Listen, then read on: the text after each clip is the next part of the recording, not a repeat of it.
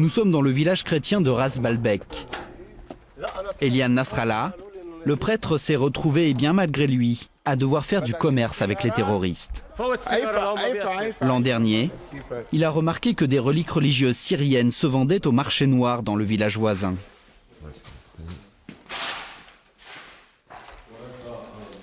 Des cloches, grandes cloches.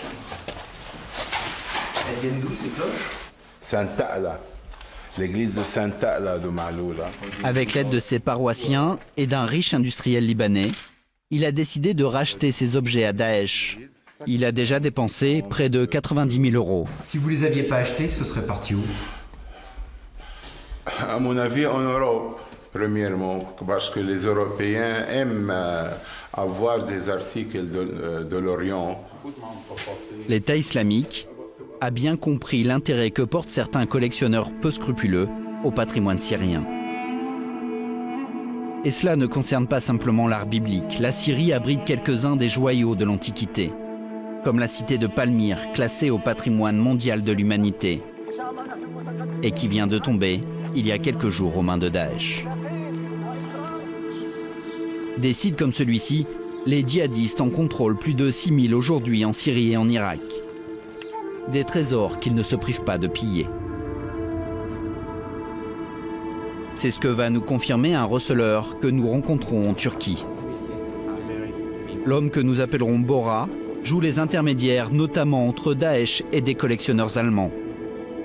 Un trafic qu'il nous décrit comme étant parfaitement orchestré par les djihadistes.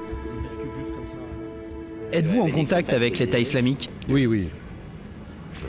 Quand on travaille avec eux, on n'a le droit qu'à un seul rendez-vous. Et 1 heure seulement. Un seul rendez-vous. Il n'y a pas de deuxième visite. Tu regardes, si cela te plaît, tu achètes. Sinon, tu repars ou tu risques d'avoir des problèmes. Ce jour-là, Bora n'a pas de marchandises à vendre, mais il consent à nous emmener chez un autre intermédiaire qu'il connaît. Par mesure de sécurité, nous nous faisons passer pour des acheteurs et nous l'accompagnons en caméra cachée. Les hommes viennent d'Alep en Syrie.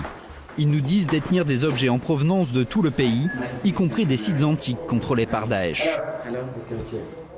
Tous les objets viennent d'Alep? D'Alep, de Deir Zor, oui, d'un peu partout. L'intermédiaire nous présente d'abord un médaillon serti d'or dont la tête en marbre daterait de l'Antiquité. Un bijou qu'il vend au prix fort. Ça coûte 15 000 $. Il a également en sa possession ce bol du 2e millénaire avant notre ère, ou encore ces flacons pillés dans des tombes. Nous prétextons un délai de réflexion pour mettre fin à cette rencontre. Contrebande de ressources naturelles.